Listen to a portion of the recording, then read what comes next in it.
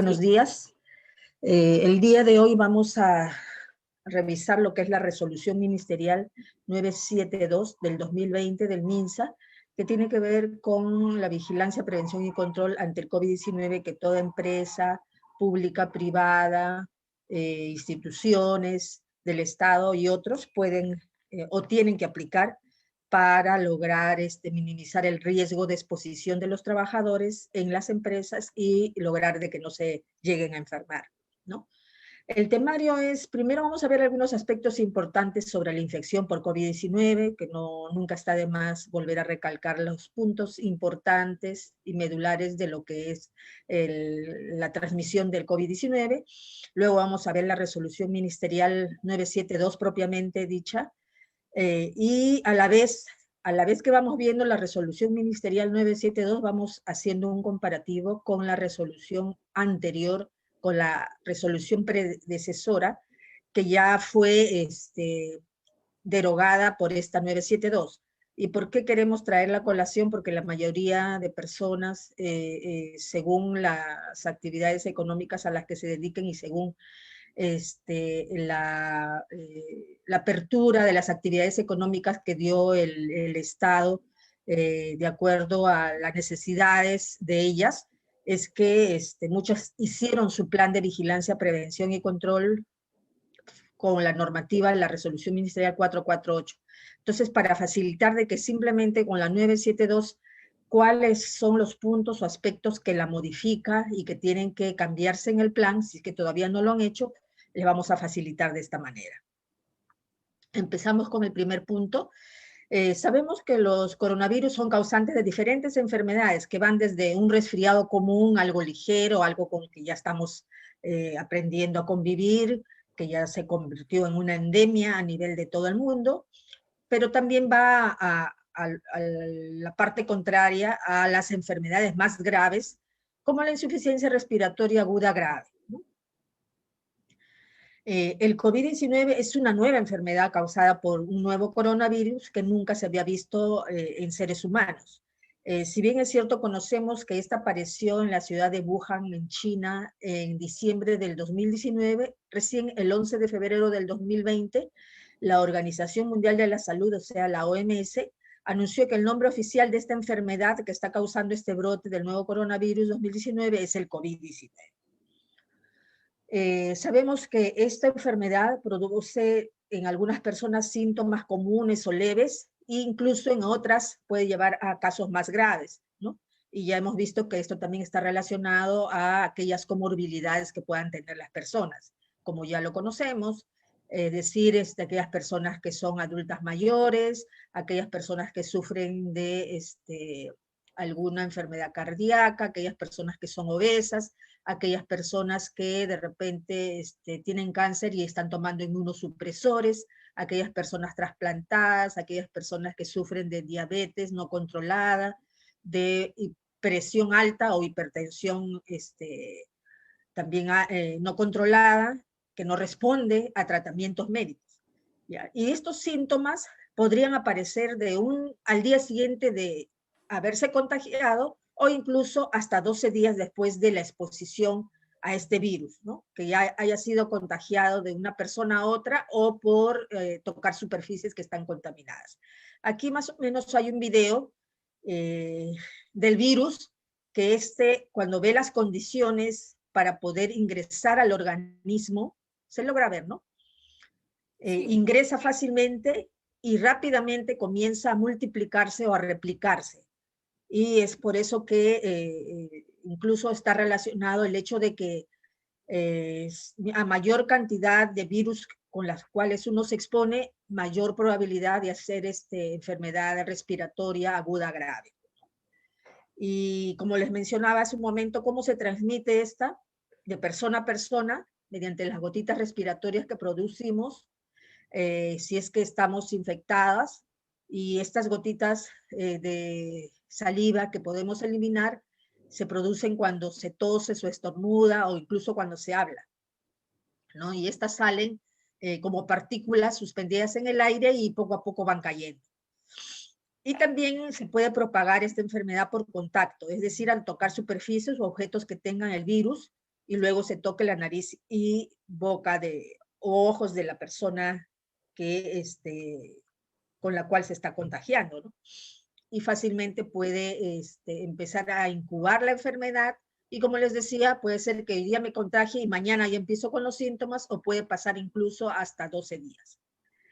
Y importante es mencionar que este COVID-19 tiene una alta capacidad de transmisión, que como conocemos, empezó con el caso índice o primera generación, que sabemos que fue un piloto de una aerolínea conocida que al venir acá a nuestro país, ya él estaba infectado, no lo sabía, y este piloto contagió a un grupo que viene a ser la segunda generación, que en este caso eran sus familiares cercanos con los que vive, contagió a ellos, y esto ya pasó a una tercera generación. Es decir, estas personas ya contagiaron a otros miembros de las familias con los que no viven, que de repente fueron a visitar, o amistades, o de repente en el trabajo empezó a contagiar a otras personas. Y actualmente estamos en la cuarta generación, que ya hay otros contactos en la comunidad. Es decir, esto nos hace pensar de que nosotros tenemos que pensar, tenemos que saber que cualquier persona que no conocemos puede tener el COVID-19 hasta no demostrar lo contrario. Nos encontramos en esa etapa, ¿ya? Ahora pasamos al segundo punto, ver la normativa, y al tercer punto de ir comparando la 448 con el 2020, y ustedes se van a dar cuenta que lo que está sombreado con amarillo más adelante es lo que modifica la 972 de la 448, ¿no? En este caso, la resolución ministerial 972 del 2020 del MINSA se creó con la finalidad de contribuir a la disminución del riesgo de transmisión del COVID-19 en el ámbito laboral, por lo que se tiene que implementar lineamientos generales para la vigilancia, prevención y control de la salud de los trabajadores con riesgo de exposición, porque están laborando, hay muchas personas que están ahí en la empresa, y no solo trabajadores propiamente, sino también los clientes, entonces se tiene que tomar medidas. El objetivo general era establecer estos lineamientos, que los tengan elaborados de acuerdo a la realidad de la empresa y que sean presentados, como lo vamos a ver más adelante, probablemente ustedes ya lo presentaron, que en un inicio se presentaba ante al Ministerio de la Producción, y que recién después de pasar a la cuarta etapa, era más engorroso, recién pasaba este plan que se presentaba al Ministerio de Salud, y el Ministerio de Salud ya lo tenía para poder de repente pasarlo al Ministerio de Trabajo, y pudieran hacer inspecciones, y que este plan de vigilancia, prevención y control esté de acuerdo a esta resolución ministerial, ¿no? Si se cumple lo que han considerado ahí, y verificar que lo que han considerado en el plan se esté dando en la realidad, ¿no?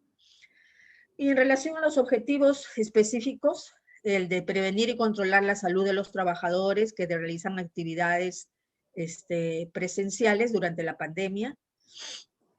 También establecen lineamientos para el regreso y reincorporación al trabajo, que son dos términos diferentes, y después lo vamos a ver qué se refiere con regreso o reincorporación. Y también garantizar la sostenibilidad de estas medidas, es decir, que estas medidas no se hayan dado solamente por cumplir la normativa y que después ya no se cumpla, no. Es lo mismo que está sucediendo a nivel del país, ¿no?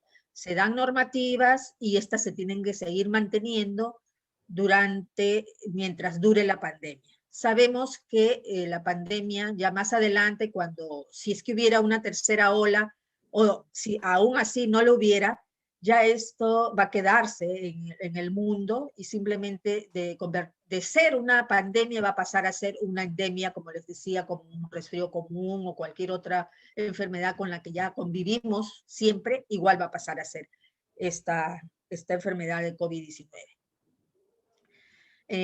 Acá también en esta normativa hay definiciones operativas o definiciones que dan a los diferentes temas que ustedes seguramente escuchan, como es el de aislamiento y otros, ¿no?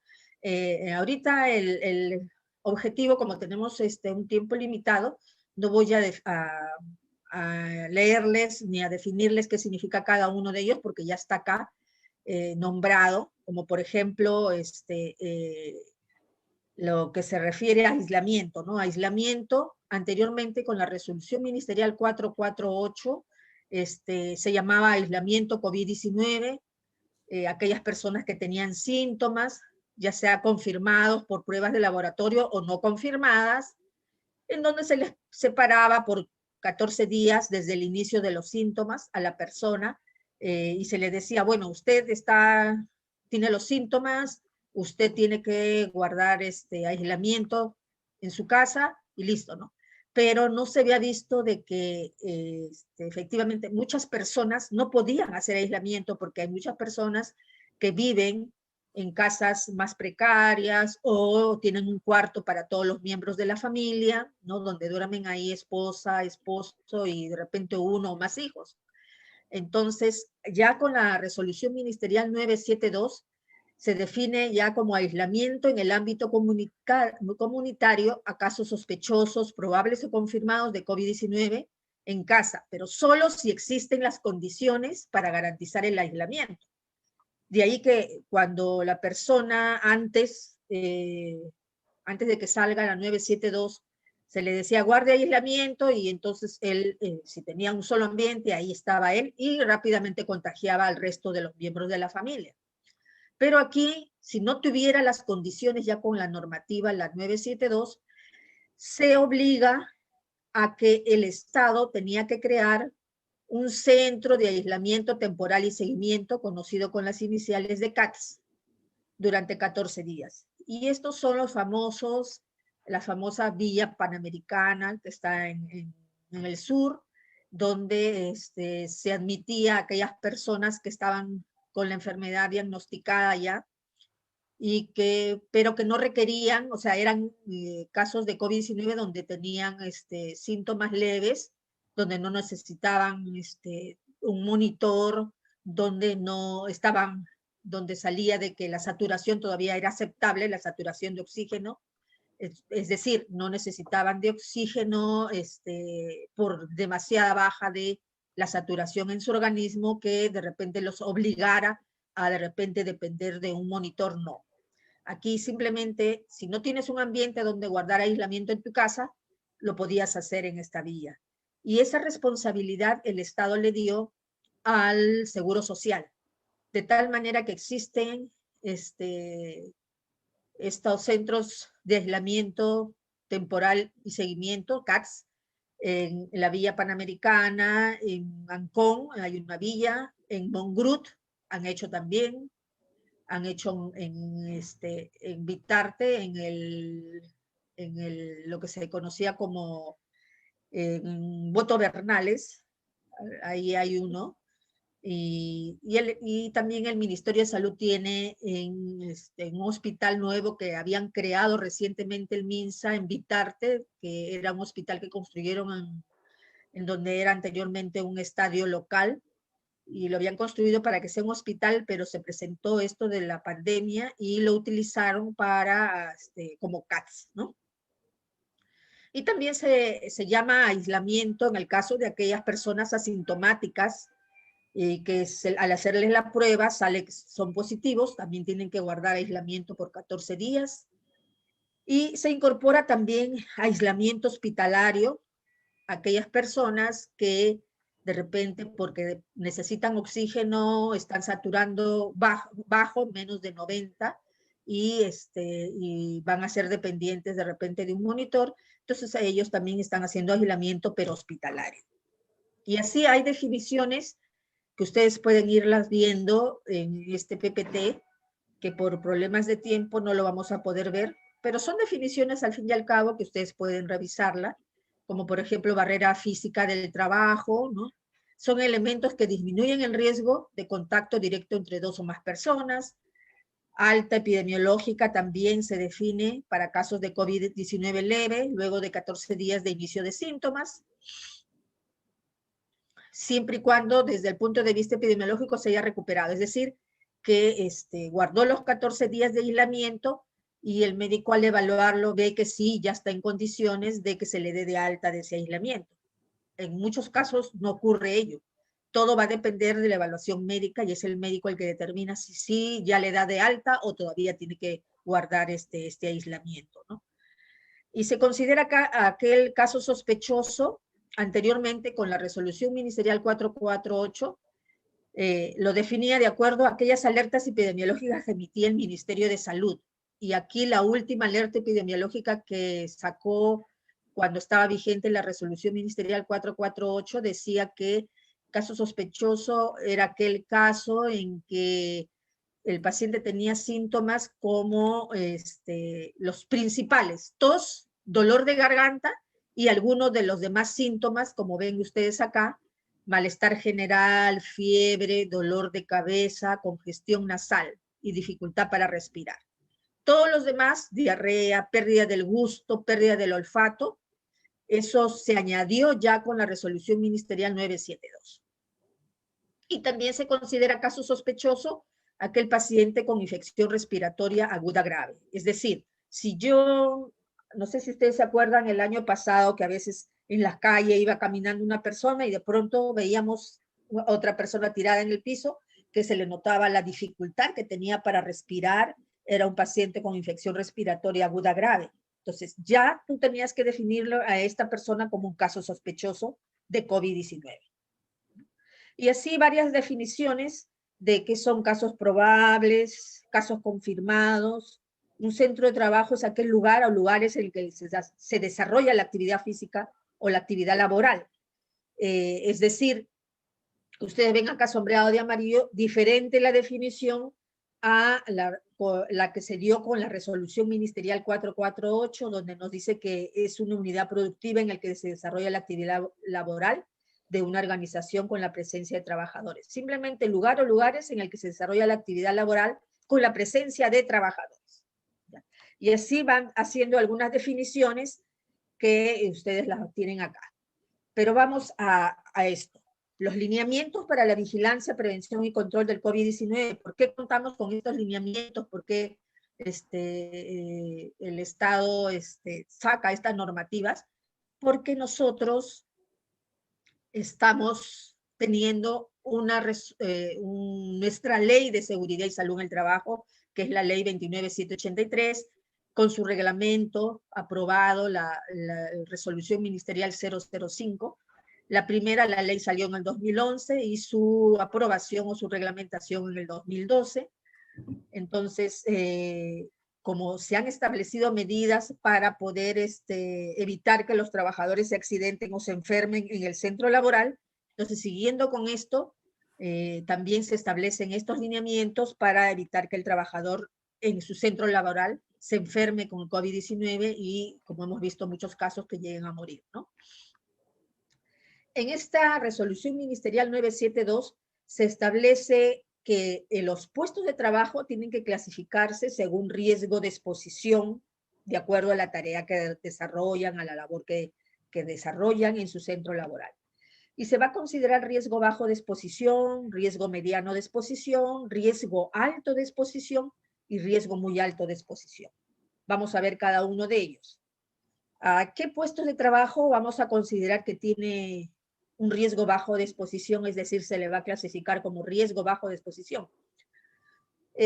Aquellos puestos de trabajo que no requieren contacto con personas que se conozca o se sospeche que están infectadas con SARS-CoV-2 o COVID-19, así como en el que no tiene contacto cercano y frecuente a menos de 1,5 metros con compañeros de trabajo u otras personas. O en el que se puedan establecer o usar barreras físicas para el desarrollo de la actividad. Entonces, si yo en mi puesto de trabajo no necesito tener contacto directo con personas a menos de 1,5 metros, y lo he sombreado con amarillo porque anteriormente con la 448 el distanciamiento era de solo 1 metro que nos pedía. Y si yo tengo un puesto, o sea, en mi puesto de trabajo yo puedo mantener el distanciamiento social y puedo usar mis equipos de protección personal o barreras físicas de protección, entonces mi puesto de trabajo se clasifica como riesgo bajo de exposición. Se clasificará como riesgo mediano de exposición en aquellos que requieren contacto cercano y frecuente a menos de 1,5 metros por el tipo de trabajo que yo realizo, ya sea con el público en general o con cualquier persona que esté ahí, ¿no? por las condiciones en las que se realiza el trabajo, no se puede usar o establecer barreras físicas para el trabajo, ¿no? Entonces, ahí yo consideraré como riesgo mediano de exposición. Miren, el riesgo alto de exposición o riesgo muy alto de exposición ya tiene que ver con aquellas personas que realizan labores atendiendo pacientes que tienen COVID-19, o sea, personal de salud mayormente. ¿Por qué? Porque el riesgo alto de exposición nos dice que aquellas personas que se pueden exponer a casos sospechosos o confirmados de COVID-19 u otro personal que debe ingresar a los ambientes o lugares de atención de pacientes de COVID-19 propiamente. Pero que estos no se encuentran expuestos a aerosoles. O sea, hay pacientes con COVID, pero no están intubados, no tienen el monitor. ¿Ya? Acá se considera riesgo muy alto de exposición a aquellos hospitales donde el paciente está con COVID-19 y es dependiente de un monitor, está intubado. ¿Y por qué eso? Porque a este paciente se le tiene que atender, se le tiene que aspirar, se le tiene que hacer un tratamiento para que el tubo o el monitor que tiene puesto funcione, y entonces nos exponemos fácilmente a los aerosoles que elimina el paciente que está infectado y es fácilmente puede contagiar. Por eso es que en salud no se dejaba que ingresen a familiares, ¿no? Porque imagínense, si el personal de salud está expuesto, imagínense aquella otra persona que es familiar que quiere ingresar y no tiene los equipos de protección que usa el personal de salud, ¿no? Que en un inicio hubo escasez de estos materiales y mucho personal de salud se infectó.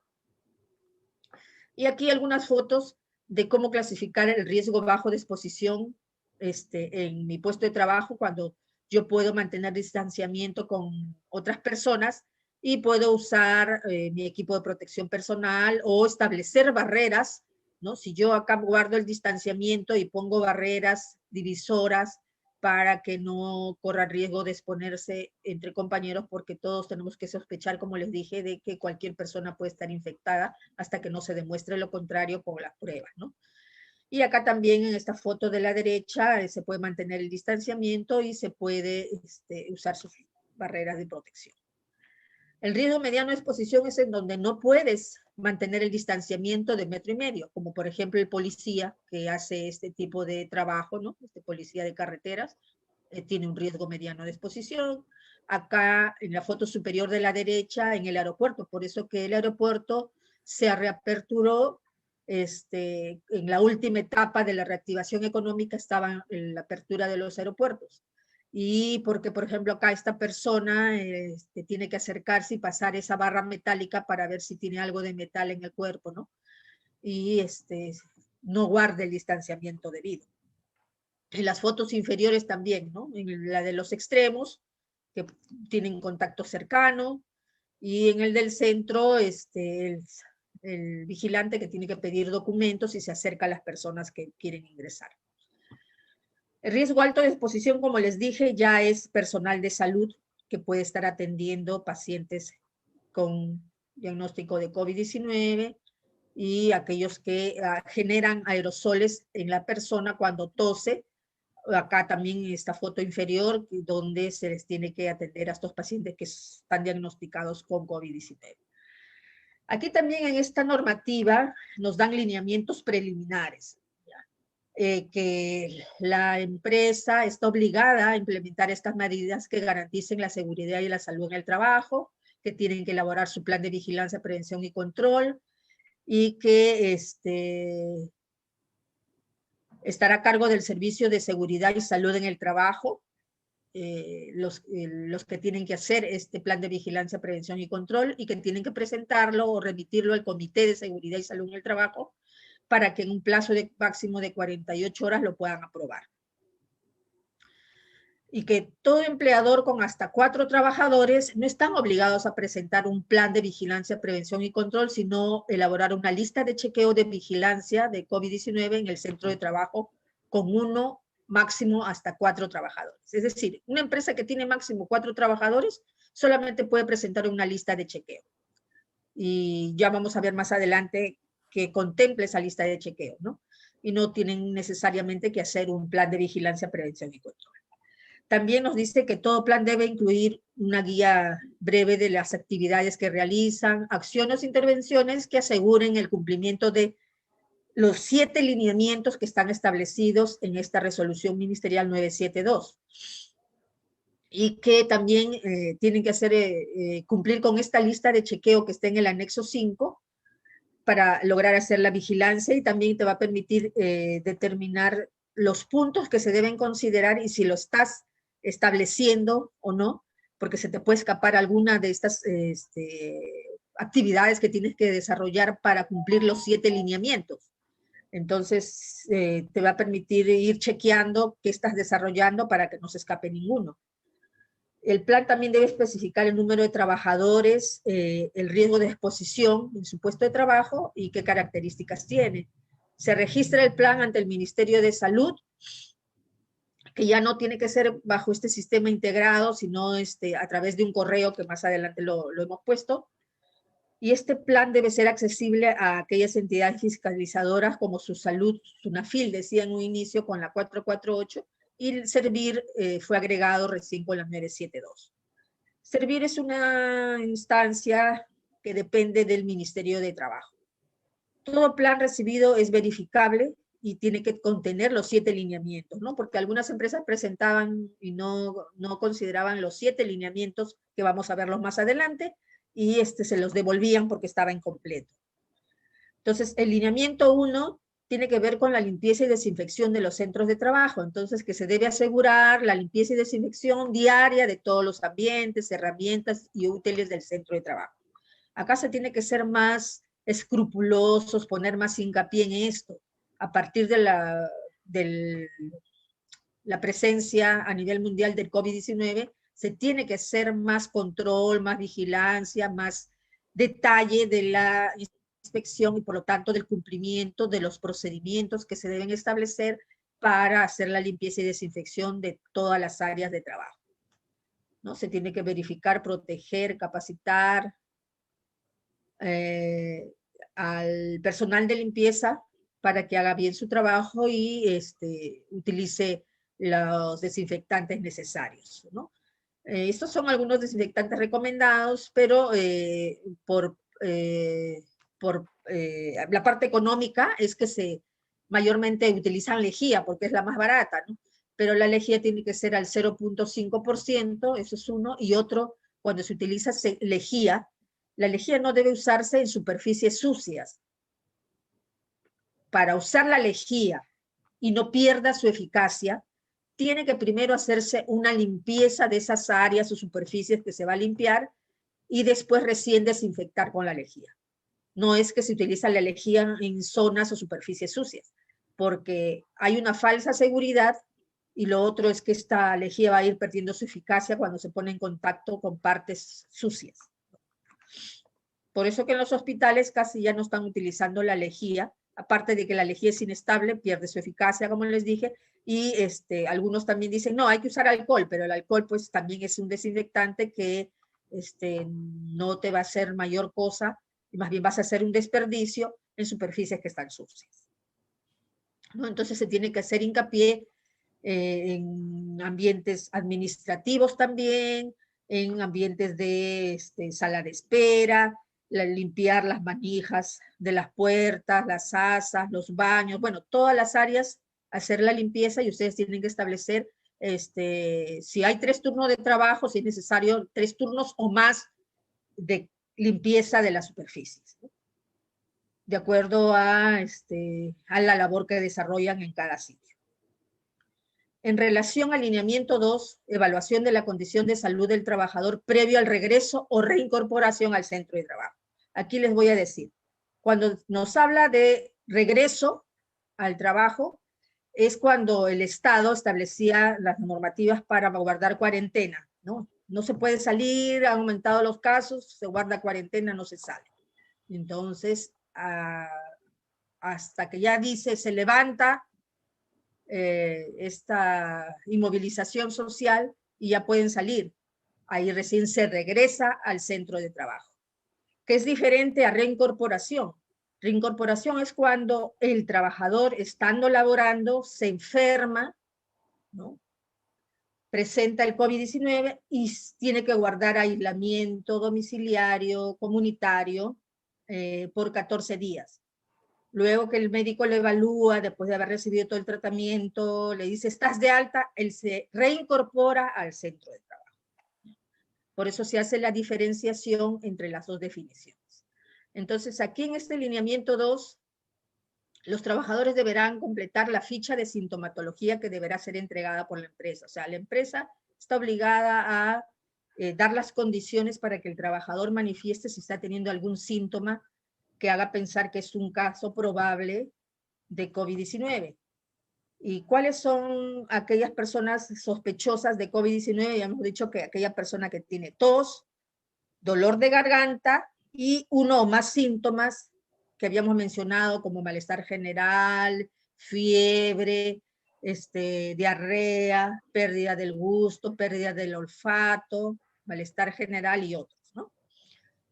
Entonces, también nos habla en este lineamiento 2 que la empresa deberá realizar el control de temperatura corporal al momento de ingreso al centro de trabajo. ¿Por qué lo hemos resaltado de amarillo? Porque en la 448 nos decía que debe hacérsele el control de temperatura al ingreso y a la salida del centro de trabajo. Acá solamente nos pide el control de temperatura al ingreso, con la 972.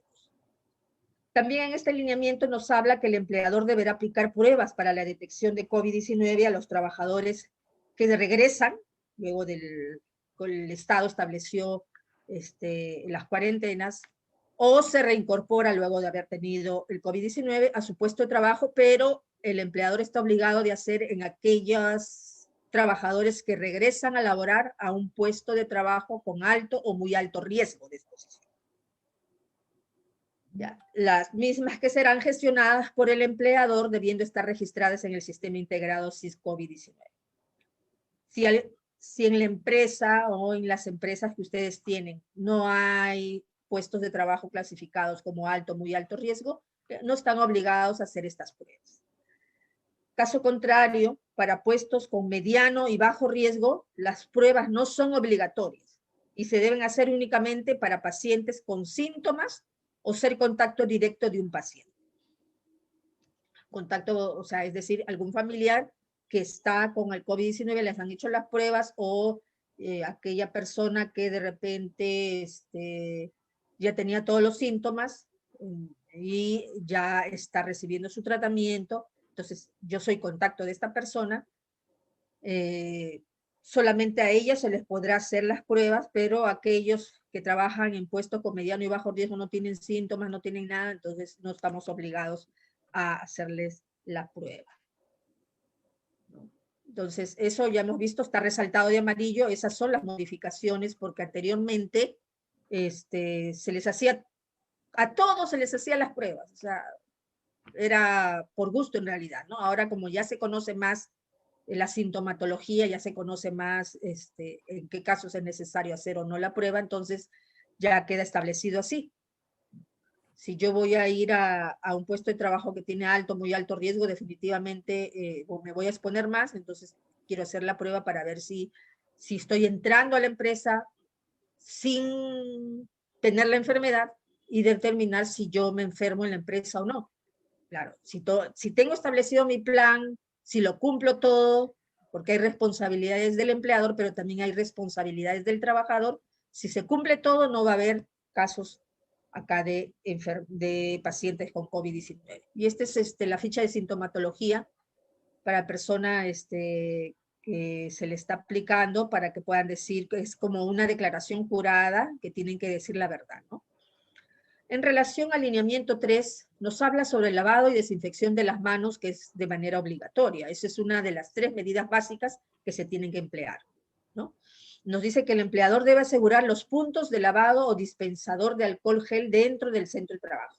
E incluso al ingreso al centro de trabajo nos establece que se debe de tener, implementar un lavadero para que el trabajador llegando de su casa al trabajo se pueda lavar las manos antes de ingresar, ¿no? Con agua y jabón, e incluso tener ahí papel toalla.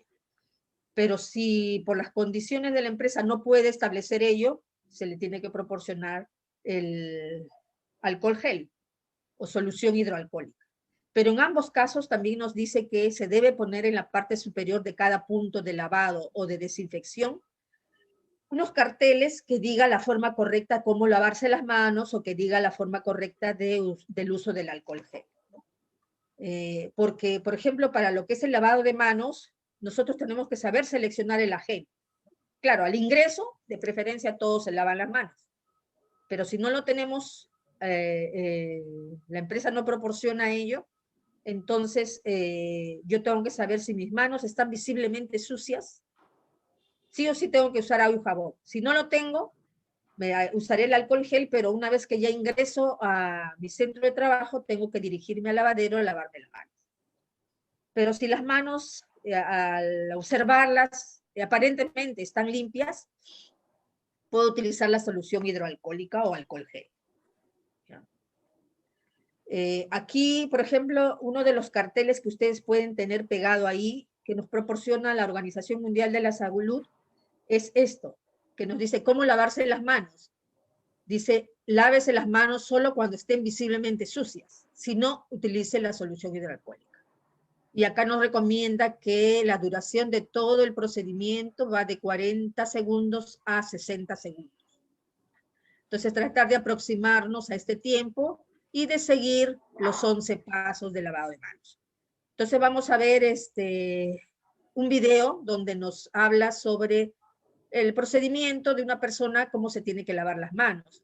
Mientras ustedes se ajusten lo más cerca posible a las zonas donde se tiene que lavar las manos, así no sea en el orden que está establecido, pero tratar de lavar las manos. Y se estableció esto porque al hacer un estudio de personal de salud que se lavó las manos con agua y jabón, se hizo un estudio de las manos y se determinó que en ciertos sitios todavía habían microorganismos.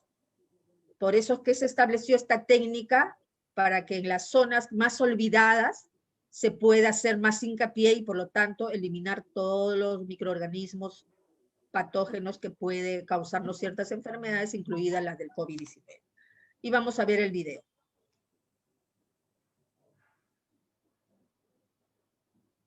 Señorita Jessica, ¿me avisa si se ve? Hoy sí se ve. Espérese un ratito. Ahí está el video. Sí, quiero ponerlo. ¿Se escucha? No. ¿No? Sí se ve, pero no se escucha. Ya, no importa, que se vea.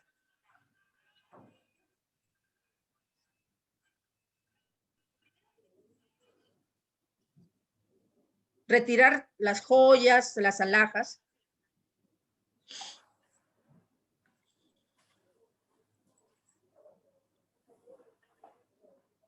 Dos centímetros aproximadamente.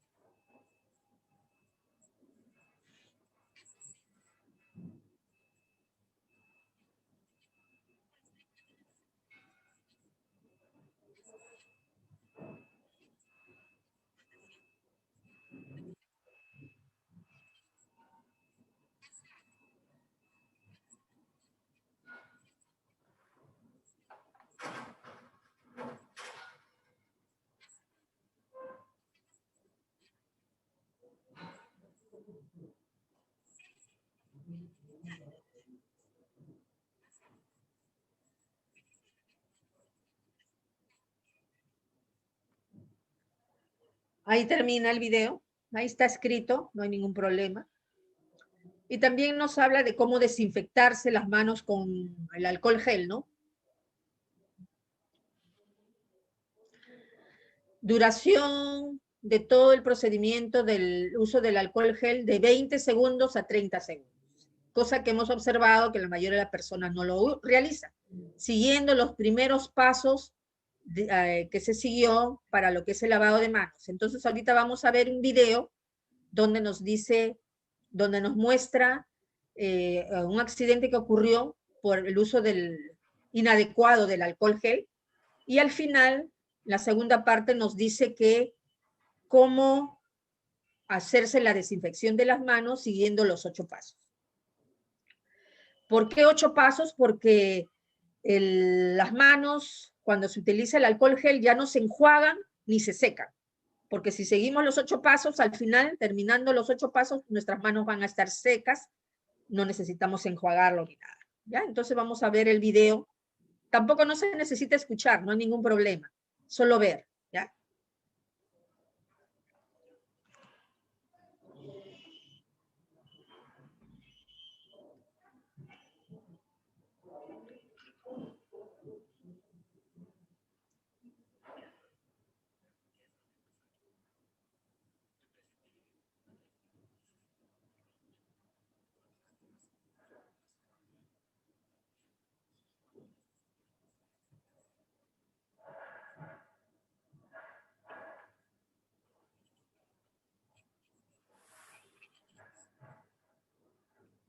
Se produjo una quemadura de primer y segundo grado, generando electricidad estática, lo que provocó que los vapores del desinfectante de manos se encendieron con una llama casi invisible en ambas manos. Hay que asegurarnos que las manos queden completamente secas.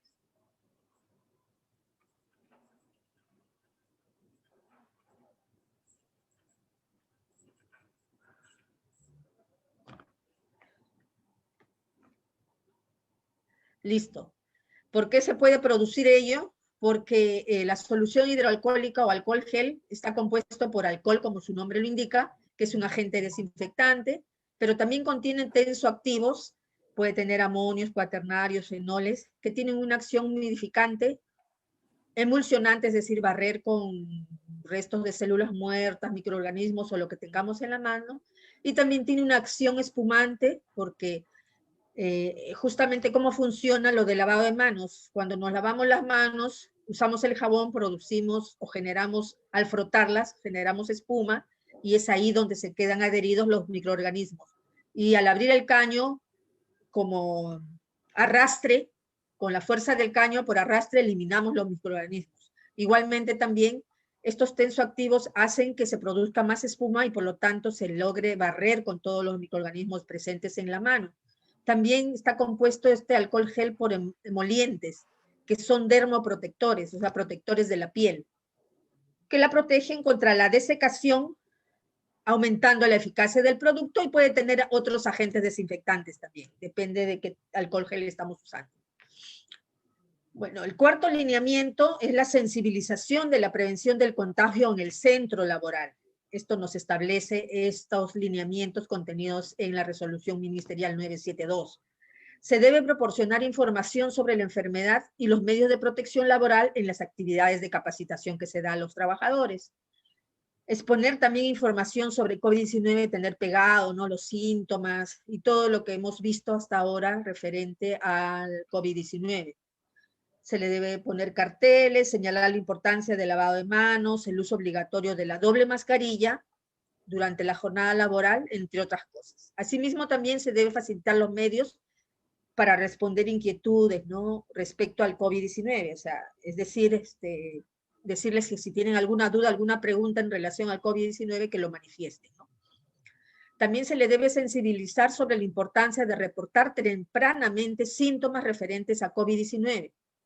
Y también, esto que está resaltado de amarillo es lo que ha agregado la 972, el autorreporte de casos intradomiciliarios o intrafamiliares constatados por un profesional de salud. Es decir, de repente algún familiar puede estar teniendo síntomas y esto tiene que reportarlo el trabajador y decir, bueno, tenía síntomas mi familiar fulano y tal, y le han encontrado que sí tiene COVID, ¿no?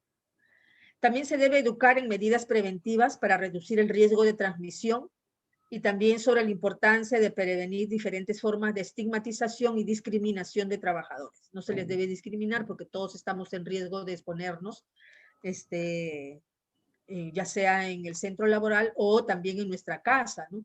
Porque si bien es cierto, ustedes establecen medidas en la empresa cumplen con los lineamientos, cumplen con el plan de vigilancia, prevención y control, se les exige al trabajador, se les hace inspecciones de seguridad, pero de repente saliendo el trabajador de la empresa, algunos puede ser, que de repente se descuida, no usa el equipo de protección de la manera adecuada o en algo falla, ahí puede enfermarse y puede contagiar a la familia. Entonces hay que estar mostrando los carteles y diciendo de la importancia de protegerse para prevenir el contagio.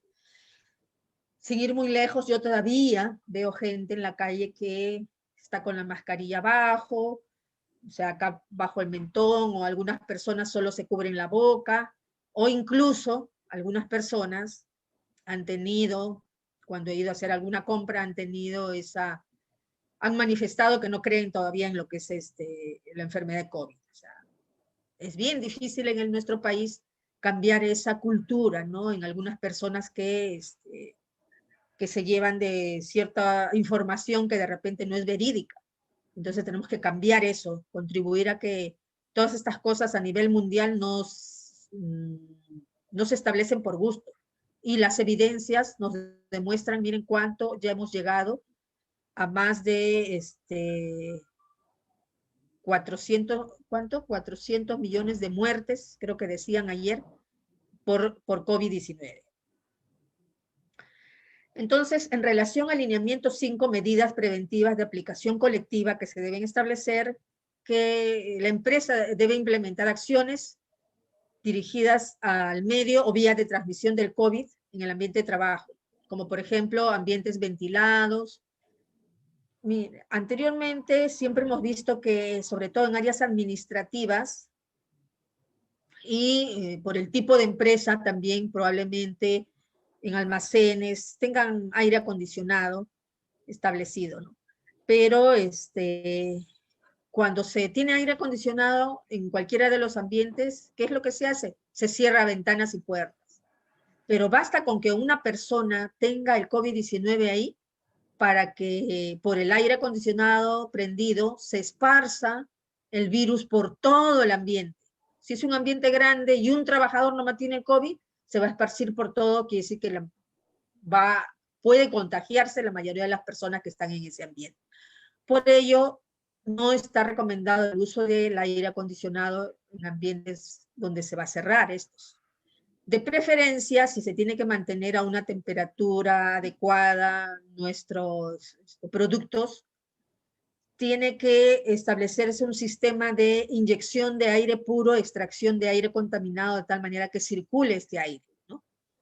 Y entonces, si no vamos a tener esto, es preferible que, por ejemplo, en áreas administrativas, de preferencia se tenga la ventilación natural, abriendo ventanas, puertas, para que circule el aire. Distanciamiento social de 1,5 metros entre trabajadores, establecer puntos estratégicos para el acopio de equipos de protección usados, ¿no? Porque hay muchos trabajadores que se tienen que estar cambiando. Uso de la doble mascarilla de manera adecuada, tapando nariz y boca, que es de carácter obligatorio, esto lo vamos a reforzar más adelante. Reuniones de trabajo, capacitación debe ser virtuales, de preferencia.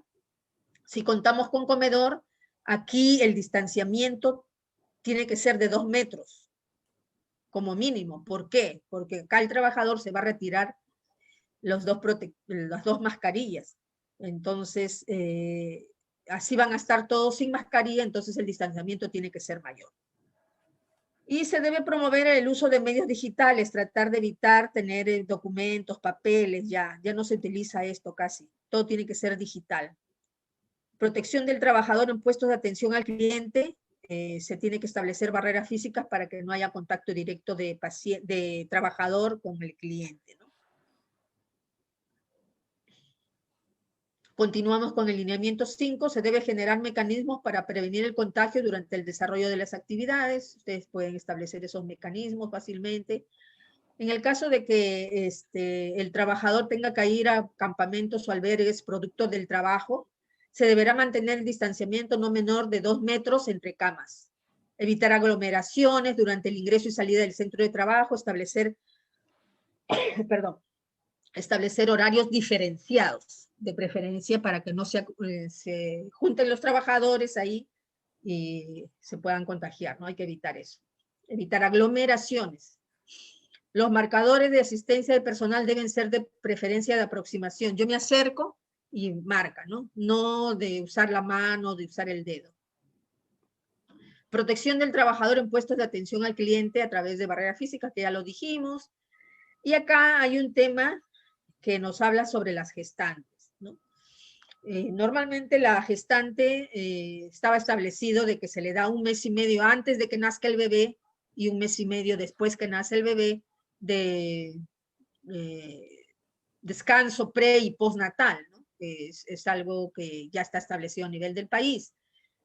Pero, sin embargo, esto, antes que aparezca la pandemia, era usado de manera diferente. La gestante prefería trabajar hasta el último momento y en vez de tener 1 mes y medio antes, ese mes y medio lo pasaba cuando ya nacía el bebé, de tal manera que después del parto, 3 meses descansaba. Acá nos habla de que en el caso de las gestantes no se debe postergar el uso del descanso prenatal ni el postnatal, por la posibilidad de que se presenten mayores complicaciones en este periodo. Es decir, tiene que cumplir lo que está establecido. 1 mes y medio antes de que nazca el bebé, tienen que darle su descanso prenatal y su mes y medio después cuando ya nació. Y las mujeres que están dando de lactar o las mujeres gestantes de preferencia deben realizar trabajo remoto en casa. En caso de que no se pueda hacer ello, por la naturaleza de sus labores, no deben estar ubicadas en áreas de atención al público, tendrá que cambiárseles de puesto de trabajo momentáneamente. En relación al lineamiento 6, donde nos habla de las medidas de protección personal, el empleador, en coordinación con el profesional de salud del Servicio de Seguridad y Salud en el Trabajo, debe asegurar la disponibilidad de los equipos de protección personal. Es él quien va a hacer el pedido anual o semestral, según como lo tengan establecido, de la cantidad suficiente de mascarillas y otros que estén implementando en la empresa para proteger al trabajador. Dicho sea de paso, es importante mencionar que debemos conocer la mascarilla quirúrgica que se está usando bastante y que muchas personas no lo saben utilizar. Empezando con que la parte celeste debe ir hacia afuera y la parte blanca en contacto con la piel, ¿no? O sea, en contacto con la cara. ¿Y cómo lo voy a poner? La parte donde tiene una ranura metálica tiene que ir hacia arriba, o sea, tapando la nariz. Esta se va a moldar a la forma de nuestra nariz. Y fácilmente también se van a dar cuenta de ello porque los pliegues van a ir hacia abajo. Cosa que si está en contacto con alguien que está eliminando el virus, estos virus van a caer nada más, van a caer. Pero siempre antes de usar cualquier equipo de protección tiene que revisarse, porque también algunos tocan fallados, como me ha tocado a mí, que la liga, o sea, la parte metálica está arriba, pero los pliegues están al revés. Entonces hay que descartar, porque si tú te pones con los pliegues al revés, cualquier virus o cualquier microorganismo, polvo, lo que sea, se va a acumular ahí, ¿no? Y es preferible tenerlos limpios. ¿Ya? Entonces, esa es la forma correcta, nos ponemos hacia atrás, hacia las orejas, y van a ver también que se puede añadir otros aditamentos para que esto quede ajustadito, donde no se permita el ingreso de ningún virus, como van a ver acá.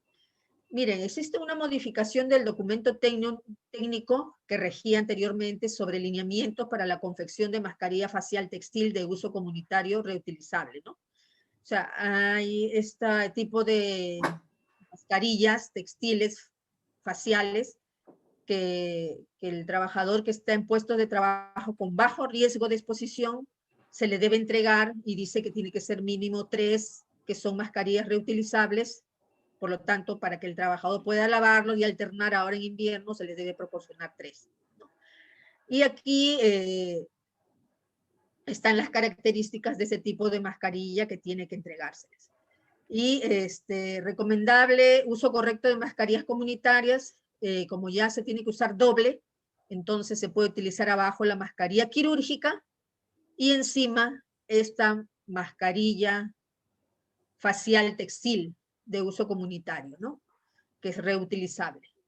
Y para asegurar su sellado correcto, se puede utilizar estas, ustedes ven aquí en fondo amarillo, estas son sujetadores que van a lograr que se selle más a la cara de la persona.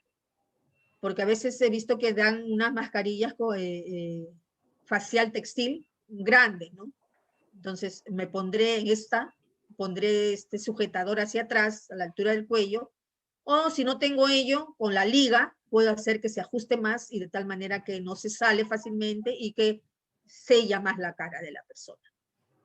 Otras personas utilizan abajo la KN95 y encima la comunitaria. Así se tiene que usar. Pero no al revés, porque he visto que algunos utilizan la quirúrgica abajo y encima KN95, o la comunitaria abajo, la textil, reutilizable abajo y encima la quirúrgica. No. Tal cual ustedes ven aquí, así es como se tiene que utilizar. También en esta 972 nos habla de qué equipos de protección personal deben utilizar los trabajadores según el riesgo de exposición en su puesto de trabajo. Por ejemplo, aquellos de riesgo bajo, y esto figura ahí, pero ya actualmente esta resolución ministerial 972 está en revisión. ¿Por qué? Porque como ya se tiene que usar doble mascarilla, acá en esta normativa no está establecido, ¿no? Y debería ser obligatorio, o sea, acá donde dice C, debe ser obligatorio. Entonces, mascarilla comunitaria de tela obligatorio, la O significa obligatorio, y la mascarilla quirúrgica acá también debe decir obligatorio. ¿Ya? Y el C, ¿qué significa? A persona de bajo o mediano riesgo cuando cumplan actividades en otros puestos de trabajo, de repente se le manda a otro puesto de trabajo y es de mediano riesgo, entonces ya se le tiene que dar el equipo que está establecido según puesto de trabajo que deben utilizar ahí para protegerse del COVID-19, ¿no? Entonces, esto ahorita ya está en revisión, lo he visto el nuevo documento y he dado mis aportes y por lo tanto ya en cualquier momento sale la actualización de la 972.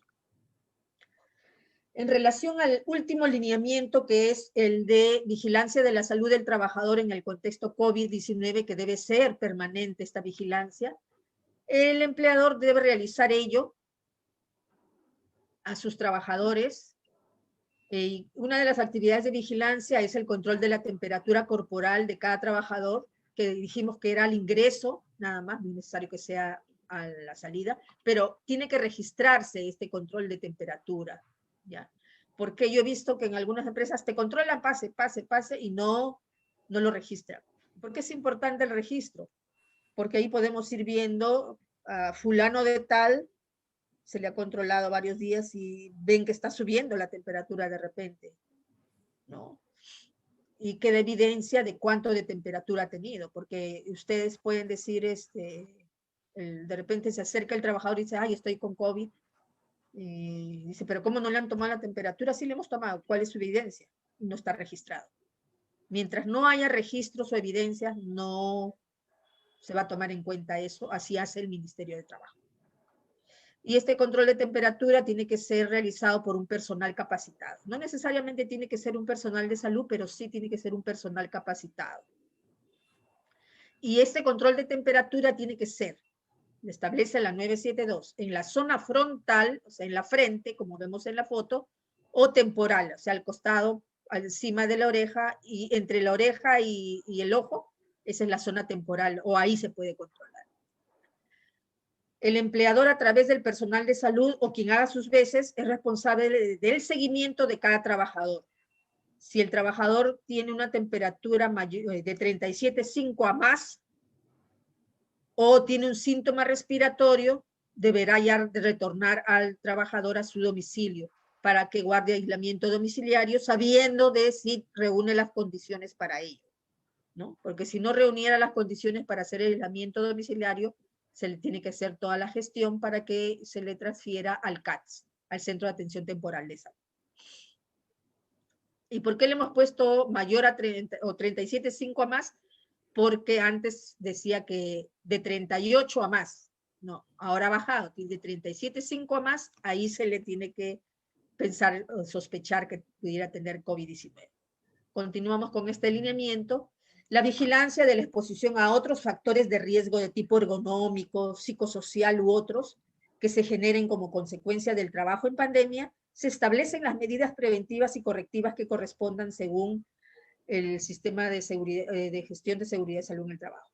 Y ustedes ya han recibido esta capacitación de la parte mental, de prevención que dio nuestro psicólogo, ¿no? Y les agradecemos su participación en ello y espero que también ahora esta normativa la puedan ver personas y registren su asistencia. En el plan de vigilancia, prevención y control se debe considerar las medidas de salud mental para conservar un adecuado clima laboral. Y esto lo que está resaltado de amarillo es lo que ha renovado la 972 en comparación con la 448, porque anteriormente en la 448, en los casos de pacientes con COVID, no se sabía en qué momento habían tenido la enfermedad, en qué momento se les hacía el seguimiento o en qué momento se les daba de alta. Entonces, en el SIS-COVID, o sea, cuando ya se han registrado, ahí el personal médico actualmente va a tener una ficha que es la ficha F300 del SIS-COVID-19, donde puede hacer el registro del seguimiento que se le hace al trabajador. Ahí va a figurar cuándo se le diagnosticó, cuándo se le está haciendo el seguimiento y cuándo se le da de alta. Y el alta lo da el médico cuando es necesario darle de alta, o sea, a los 14 días. En algunos pacientes 14 días no es suficiente y puede ser que se prolongue un poco más. Bueno, esto era más que nada cuando en la primera ola, cuando el Estado no se abastecía para realizar las pruebas que anteriormente con la 448 se les tenía que hacer a todos los trabajadores cuando retornaban al trabajo. Entonces, como era insuficiente, se compraba, las empresas podían comprar las pruebas rápidas, ¿no? Pero tenían que registrar esta compra en el Ministerio de Salud a través de esto, como ustedes ven, y registrarse en la Noti Web, ¿no? Ahora ya no es necesario, porque no estás, ya no, ahorita están bajando los casos. Por otro lado, solo se le hace a los que retornan a laborar en puestos de trabajo de mediano y de alto, muy alto riesgo, perdón, y entonces ya no es tan necesario ello. Bueno, estas definiciones ya les di. Y anteriormente, miren cómo estaba clasificado los profesionales de la salud con los que tenía que contar la empresa para establecer el plan de vigilancia, prevención y control. Y actualmente con la 972 nos habla que el profesional para la vigilancia de la salud que debemos contar según el tipo de empresa. Nos decía, el empleador está obligado en todo tipo de empresa, el empleador a establecer el plan de vigilancia, prevención y el control, aquellas empresas de 5 a más trabajadores, ¿no?